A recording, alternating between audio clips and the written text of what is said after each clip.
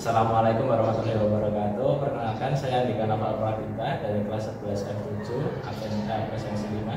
Saya Margarito Wijayanto, kelas 11 F7 presensi 24. Pada kali ini saya dan Marcelino akan mempresentasikan hasil penelitian kami yang bertemakan pelanggaran lalu lintas. Bab 1, pendahuluan. Yang pertama adalah latar belakang masalah. Pelanggaran lalu lintas merupakan masalah yang kian mengkhawatirkan di Indonesia, terutama di daerah perkotaan yang padat. Meningkatnya jumlah kendaraan bermotor tidak diimbangi dengan kesadaran pengendara akan pentingnya mematuhi peraturan lalu lintas, seperti berhenti saat lampu merah, tidak melanggar batas kecepatan, dan menggunakan helm bagi pengendara sepeda motor. Akibatnya, pelanggaran lalu lintas tidak hanya menyebabkan kemacetan, tetapi juga meningkatkan resiko kecelakaan yang dapat berujung pada kerugian materi dan korban jiwa. Fenomena ini menuntut perhatian serius bagi pemerintah dan masyarakat untuk meningkatkan kepatuhan terhadap peraturan lalu lintas demi keselamatan bersama. Yang kedua ada identifikasi masalah. Pelanggaran lalu lintas adalah tindakan yang melanggar peraturan lalu lintas yang telah ditetapkan oleh pemerintah. Masalah pelanggaran lalu lintas dapat diidentifikasi melalui beberapa faktor berikut. Yang pertama, kurangnya kesadaran hukum.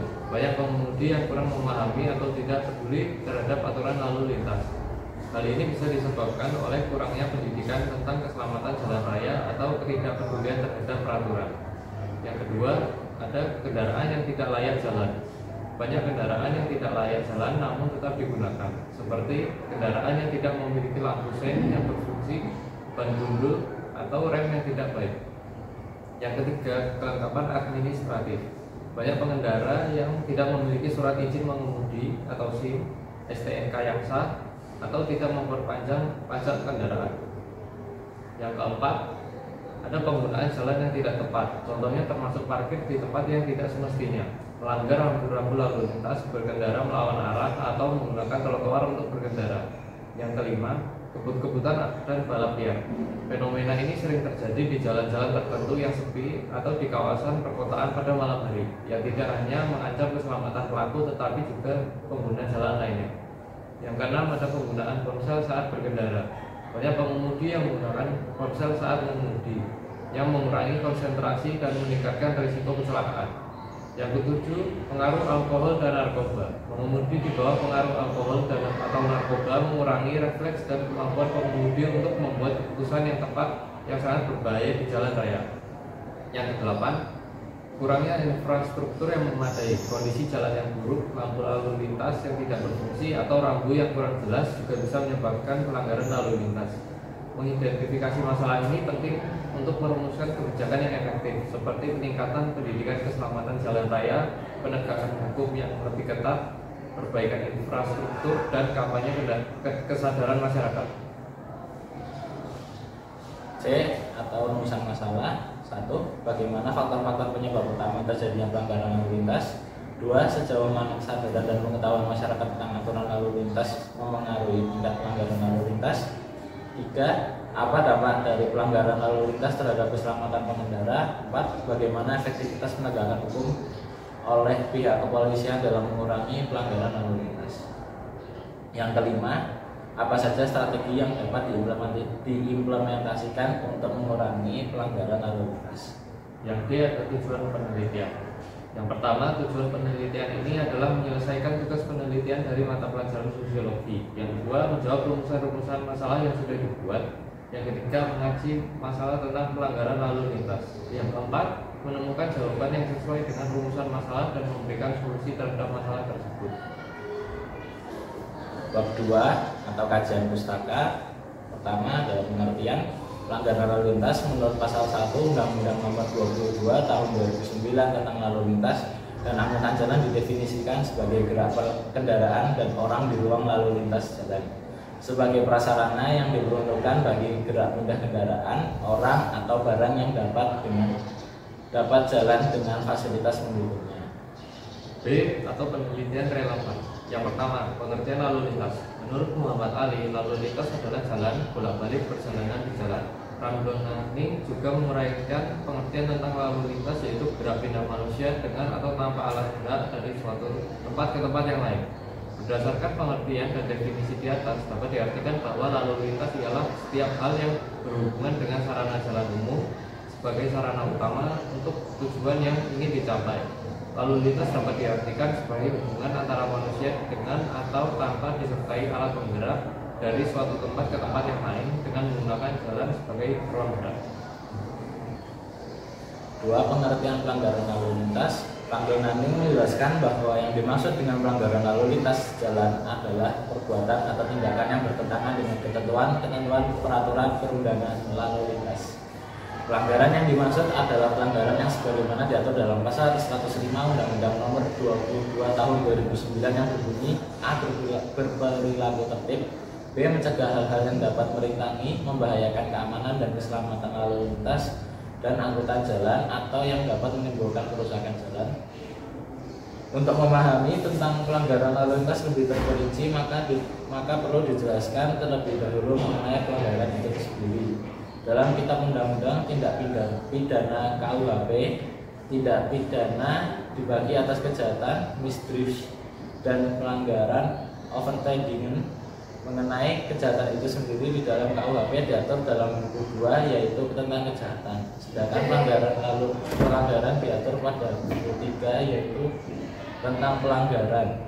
Dalam buku pidana terdapat 2 pandangan mengenai kriteria pembagian tindak pidana kejahatan dan pelanggaran, yaitu kualitatif dan kuantitatif. 4. Atau hasil penelitian. Pada bab ini, peneliti akan menguraikan seluruh hasil penelitian yang dilakukan di berbagai tempat, yaitu SMA Negeri 4 Yogyakarta dan Polsek Tegalrejo, mengenai wawancara tentang pelanggaran lalu lintas yang sudah dilaksanakan oleh beberapa informan atau narasumber.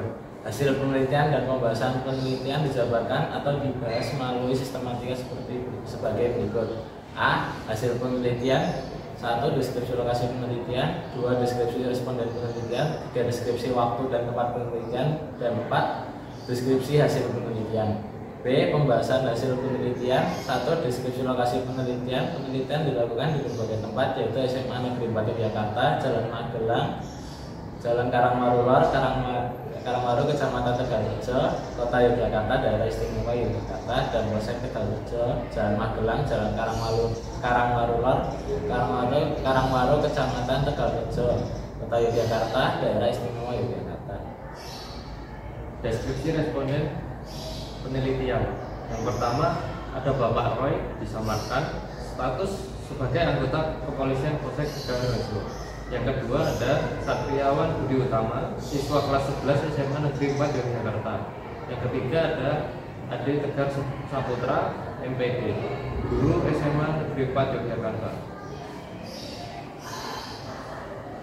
3. Deskripsi waktu dan tempat penelitian. Hari Kamis 24 Oktober 2024 pada jam 10 sampai dengan jam 11 di Polsek Tegalrejo. B. Hari Kamis 31 Oktober 2024 pada jam 15.20 sampai 15.40 di SMA Negeri 4 Yogyakarta. C. Hari Rabu 6 November 2024 pada jam 12.20 sampai dengan 12.40 di SMA Negeri 4 Yogyakarta. D. Hari Selasa 12 November 2024 pada jam 15.20 sampai dengan 15.35 di SMA Negeri 4 Yogyakarta.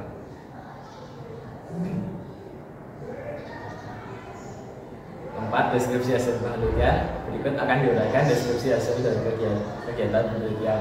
A. Definisi dari pelanggaran lalu lintas menurut Anda. Berdasarkan hasil wawancara yang telah dilakukan dengan responden 1, 2, 3, dan 4, dapat disimpulkan bahwa definisi pelanggaran lalu lintas adalah kegiatan yang menyalahi aturan berkendara yang sudah ditetapkan oleh penegak hukum. B. Menurut Anda, ada berapa jenis pelanggaran lalu lintas yang biasa ditemui? Jawaban. Berdasarkan hasil wawancara yang telah dilakukan dengan responden 1, 2, 3, dan 4, dapat disimpulkan bahwa jenis-jenis pelanggaran yang sering ditemui seperti tidak membawa SIM, tidak menggunakan helm, tidak memasang plat, tidak memasang spion, dan lain-lain. C. Apa faktor-faktor pelanggaran lalu lintas yang diketahui oleh Anda?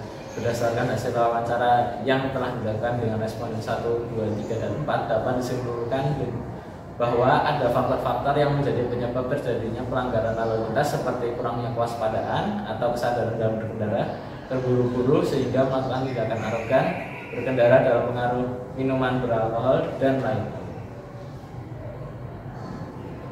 Dan D. Menurut pengalaman Anda, seberapa sering Anda menemukan pelanggaran lalu lintas dalam kehidupan sehari-hari? Berdasarkan hasil wawancara yang telah dilakukan dengan responden 1, 2, 3, dan 4, dapat disimpulkan para responden sering melihat pengendara yang tidak mematuhi peraturan lalu lintas ketika mereka dalam perjalanan atau di sekitar lingkungan masing-masing. E. Apa yang bisa kita lakukan untuk menghindari pelanggaran lalu lintas? Berdasarkan hasil wawancara yang telah dilakukan dengan responden 1, 2, 3, dan 4, dapat disimpulkan kita sebagai pengguna jalan lebih baik meningkatkan kesadaran dalam berkendara dan selalu mematuhi peraturan lalu lintas. Dan F. Bagaimana tanggapan Anda tentang etika berkendara masyarakat kita? Berdasarkan hasil wawancara yang telah dilakukan dengan responden 1, 2, 3, dan 4, dapat disimpulkan para responden menilai etika pengendara masih kurang mematuhi aturan dan masih sering ditemukan pelanggar yang masih berkeliaran. Maka dari itu, para responden berpesan agar kita selalu mematuhi dan meningkatkan kesadaran dalam berkendara. Lalu yang terakhir ada bab 5, kesimpulan dan saran. Yang pertama, kesimpulan. Berdasarkan analisis dan pengolahan data dalam penelitian ini, maka dapat disimpulkan bahwa banyak masyarakat yang tidak tertib lalu lintas pada saat berkendara di jalan raya, sehingga terjadi berbagai pelanggaran lalu lintas yang kerap mengakibatkan kemacetan maupun kecelakaan lalu lintas. Banyak pelanggaran lalu lintas yang sering terjadi seperti pelanggaran menerobos lampu merah, tidak memakai helm ataupun sabuk pengaman pada saat berkendara, melawan arus, menaikkan dan menurunkan penumpang di sembarang tempat bagi angkutan umum, parkir di sembarang tempat, tidak menyalakan lampu utama pada saat berkendara bagi kendaraan roda 2 dan lain sebagainya. Untuk melaksanakan penertiban bagi pelanggaran lalu lintas yang tidak mematuhi ketentuan dalam Undang-Undang Nomor 22 Tahun 2009, di mana pelaksanaannya dilaksanakan dua model penindakan terhadap pelanggaran lalu lintas. Pertama adalah pendekatan edukatif dengan memberikan teguran atau peringatan simpatik kepada pelaku pelanggaran, dan tentunya tindakan ini ditujukan untuk jenis pelanggaran ringan. Kedua adalah tindakan yuridis, yakni tindakan hukum yang diberikan kepada pelaku pelanggaran lalu lintas, dan tindakan yuridis mempunyai konsekuensi hukuman terhadap pelakunya, baik merupakan hukuman pidana, denda, dan sebagainya. Yang terakhir adalah saran demi terwujudnya suasana lalu lintas yang tertib, aman, nyaman, teratur, dan lancar, maka penulis memberikan saran sebagai berikut. 1. Masyarakat hendaknya sadar akan pentingnya keselamatan dan ketertiban dalam hal berlalu lintas, berkendara sesuai dengan ketentuan Undang-Undang Nomor 22 Tahun 2009, tentunya akan menunjang kelancaran lalu lintas khususnya di masyarakat.